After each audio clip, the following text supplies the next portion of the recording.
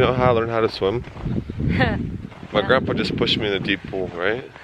And it's like, you gotta figure out how to swim, because if you don't, you're gonna die, right? And I figured out how to swim immediately. Yeah. Like, I learned. If I think about it, ever since I was a kid, like growing up in Russia, everything was always tough. The situations were tough. And I was kind of raised to, like, you gotta be strong. Yeah. Do you know what I mean? So women or men, it doesn't matter. Like, you're taught, you're brought up to be strong. Okay, everybody's asleep, so I have to whisper.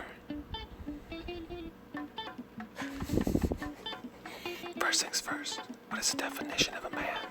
Wait, a definition of a Russian man. Thanks to Google, I found out. Most Russian families prepare their boys to become future men since their early childhood. Parents encourage their sons to play with toy guns and rejoice when boys can stand up for themselves.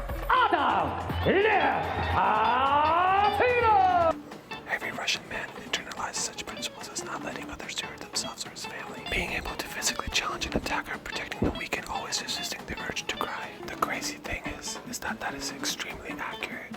But here's another crazy thing. I fucking hate you guys so much.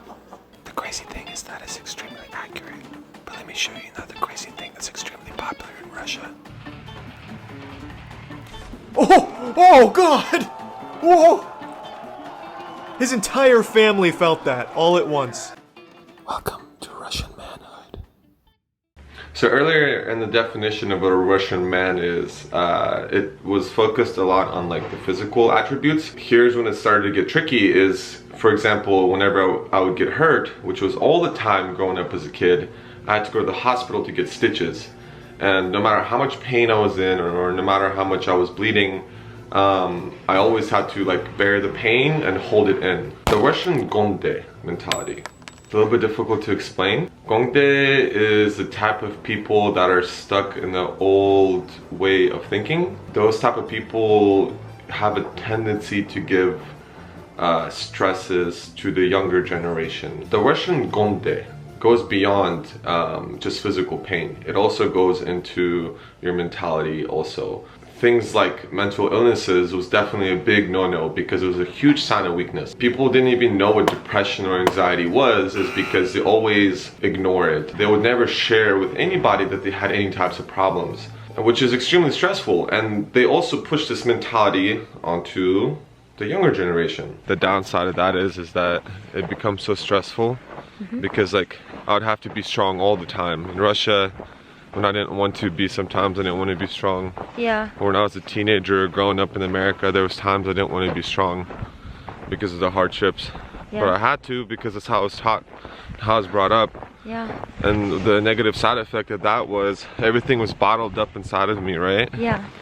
So, and what happens is it explodes, right? Yeah. So now I have fucking depression and anxiety issues. Yeah. Just because I had to be strong since I was a kid growing up. I didn't really realize how kind of fucked up it was until I moved to America. Kids weren't really taught to fight each other all the time.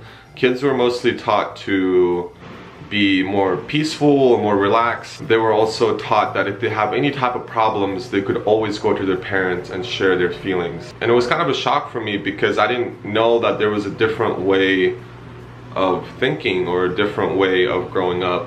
Whenever you would go to school in Russia, you had to sit like this. Your back had to be perfectly straight, and if you had a question or you had an answer to a question, you had to raise your hand like this.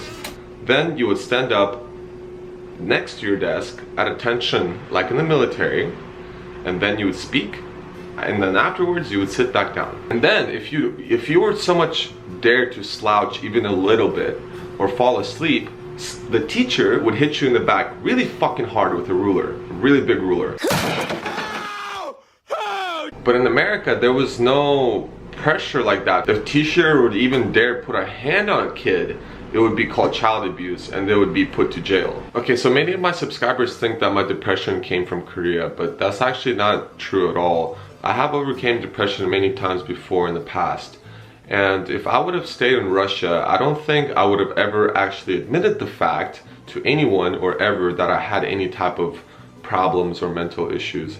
But luckily, I was also raised in America to where it's normal for people to talk about their problems. It's normal for people to talk about their mental illnesses, because that's the best way to cure or fight and defeat the problems that you have, is by being able to communicate with somebody. I can see why it's so fucking stressful and so exhausting, and I imagine that a lot of the young generation here in Korea probably feels the same way as I do. You just had different pressure that was given to you. Okay, I'm trying to think of what I would tell my younger self.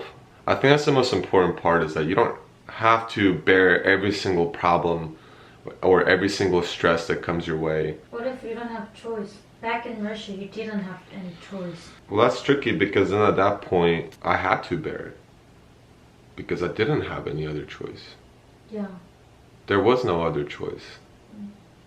So, I think you have to know that you're not alone, and that there's other people that either have it just as bad or worse as you, right? So, like, you can do it. Like, you can bear through your situation if there's no other way. Oh yeah, thank you so much for watching. And then if you have any more questions about Russia, please let me know down below.